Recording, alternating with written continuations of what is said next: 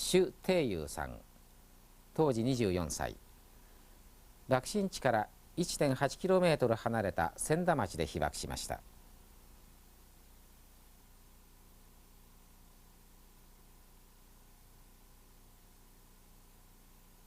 朱さんは昭和18年官費留学生として来日し、昭和20年6月に東京高等師範学校から広島高等師範学校に転学してきました。原爆が落ちた時は音楽教室にいて、壊れた建物の下敷きとなりました。日本に住んでいるただ一人の中国人被爆者です。現在日本人の奥さんと埼玉県で暮らしています。まず1年間東和学校という日本語の勉強をして、で昭和20年の春からだんだん空襲が激しくなったんでしょ。そして今度は、その筋から広島へ、今年半その筋東京と広島だけで、東京の方危ないですから広島に移して、それから学校を継続しなさいと。最初は躊躇しましたですけれども、やはり、生活がその氷河期に頼ってますので、6月の12日東京から立って、それから広島に入った。でその江南寮というのは、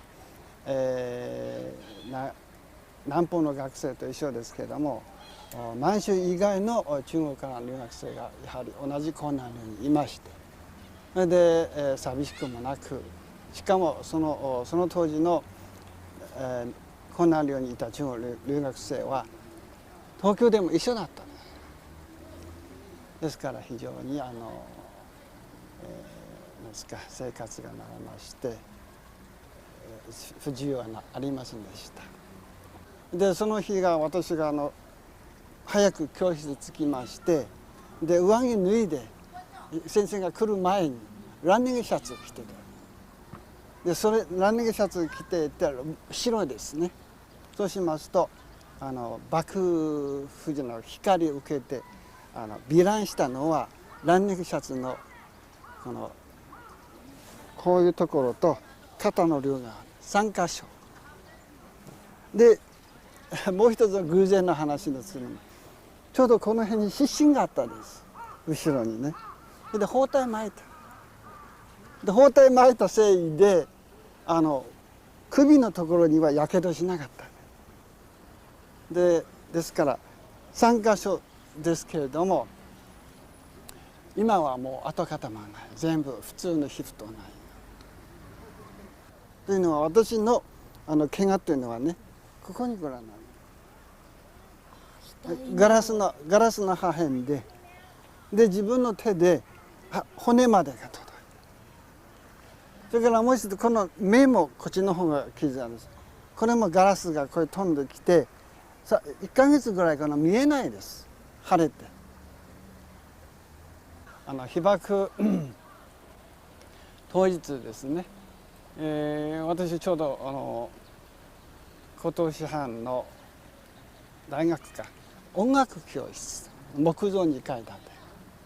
てで、右の方は運動場になった。で被爆と同時に私は下敷きになった。下敷きになったんですけれども、やはり人間の本能というか、窓を越して運動場じゃなくて、いつもで入るその道によじ登って潜って出てきます。それで出たところが南方の留学生の誰か一人、名前が忘れましたですけども、私のを捕まって、それでお互いにまだ助かったという感動で一緒に寮の方へ帰ろうかと。だけど寮の方が爆心に近い。それから寮に帰るところはもう向こうの方全部燃えてるんです。で橋のたもとにたどり着いたらすぐ思い出しまして、東京で空襲の時ですね、ここに燃えてるでしたら風がこういうふうに来る。そこでもしこれが川でこれが橋でしたら、こっちが燃えててもここにいればどんなに燃えてても熱くない。でこれを利用してそれで日が沈むまでお昼過ぎてから日赤病院にたどり着いた。それ日赤病院でその晩はもうみんなが痛いよ水が欲しいとかねもう何ですかわめくですね。ですけども2日目の夜にはね大部分はもうダメで私がその2日の午後に誰か留学生が南方の留学生さんが私のことを見つかって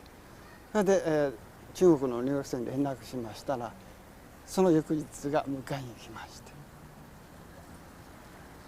それで大学の物理学の教室ですが実験台に一晩過ごしてでおそらく学校から校医の方に移したもみんな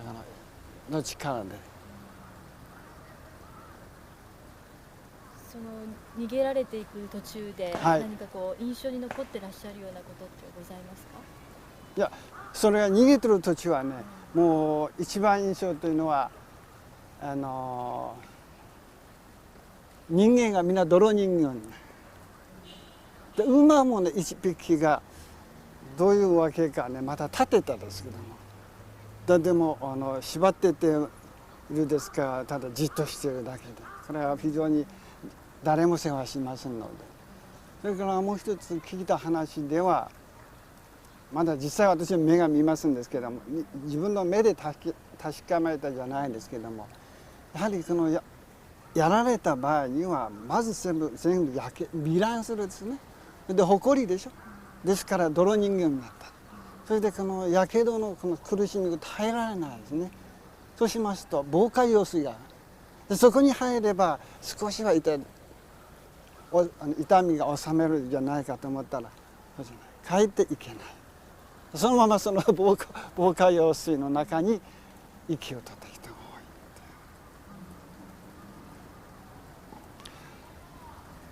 多い。なんて言った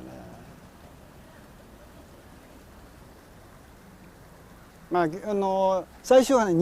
学校の向かい側すなわち錦ということは意識点がなかったです。普段ただ学校へ行って錦たまに見たりしても別にここのはっきりします。ですから学校から逃げた人は人間の奇数本能でしょうか寮の方に行くと。だけどそこで今橋のたもとに避難してで喉を渇くそれでみんながそこの病院で手当てをしてますよって言ったらねみんながついててゾロゾロゾロ結局学校の向かい側にたどり着いて錦の門が入ったら両側に芝生があるんです。でみんなその上に横に倒れてでおにぎりの配給ですかあるいは水とかだけども本当にやけどのひどい方はもうわめいてもそれで一晩一日一夜で次の日もみんなダメもう全部なくなるんだそういうのが多いです。一時確かめたものじゃないですけどもとにかくもし前の晩が痛かったら次の晩に痛くならないということはないでしょう。ですからそれが自分でよかったと軽かったとそれからもう一つはさっき申し上げました教室から下敷きになって出てきたでしょ。南方の留学生が私の手をつって「諸君大丈夫ですか?」「はいどうぞ」お互いに喜ぶですね。でその時私この方にも傷があるんです。それで自分で私まだ字が書けるとそういうすぐにその考えがあってそれでこれ実際今日まで私の生活を支えているのは字を書くだけ。その後留学生の仲間の方とはお会いになる機会っていうのはあったんですか？広島で一緒になった。東京戻ってきましたらまた一緒です。さっきの今大陸にいる4人のうちの1人はもう亡くなったんですけども大陸の4人それで私を入れまして5人です。で我々はもう兄弟の4人ですけれども、大陸で新しい政府ができました。あと私はもうその時すでに中華民国政府台湾の方に勤めてたですから、で彼らは自分が学業一応卒業したし、で新しい国家のために尽くしたいと思って全部帰りました。戦後広島に行かれたことはあるんですか？ありません。どうしてですか？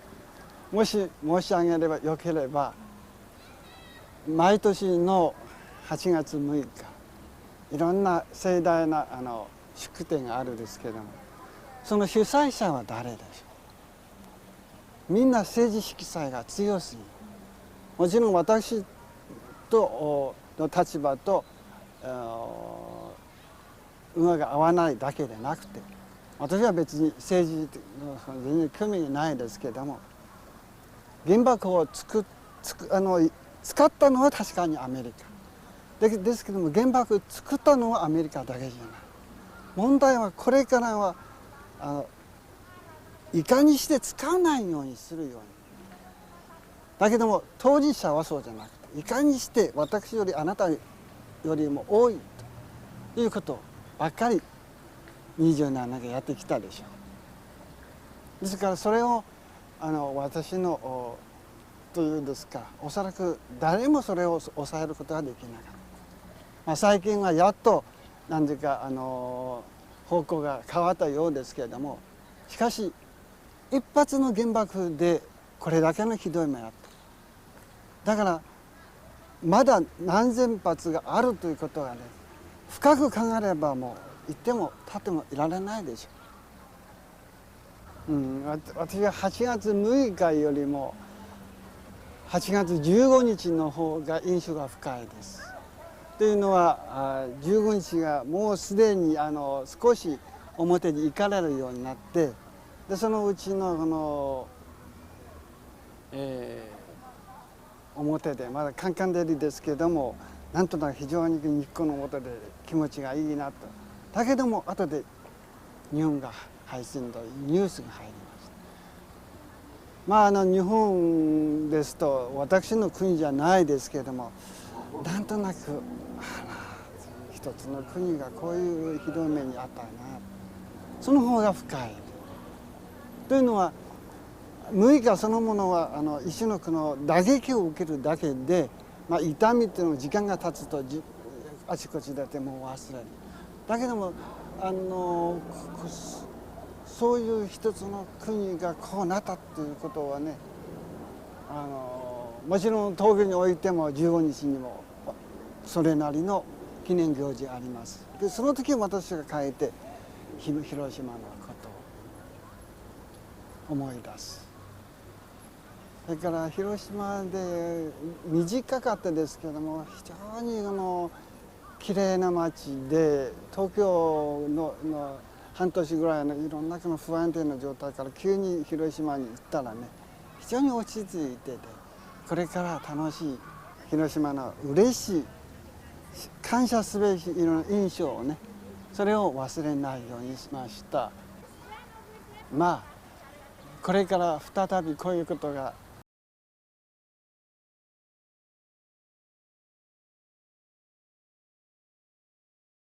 ないことを前提して、やはり何て言うんでしょうかね、一番いいのは人間が本当の知識を求める気持ちが戦争あるいはいろんな混乱を避ける方法じゃないでしょう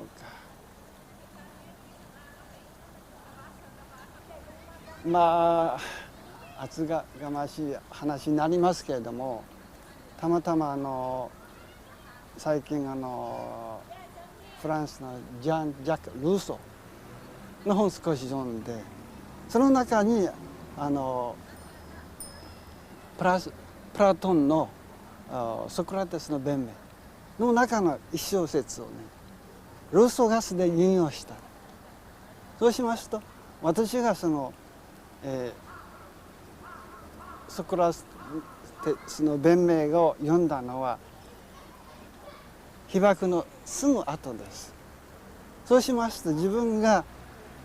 何十年前読んだものがルソーも自分の文章の中に引用してるのとっても嬉しいね。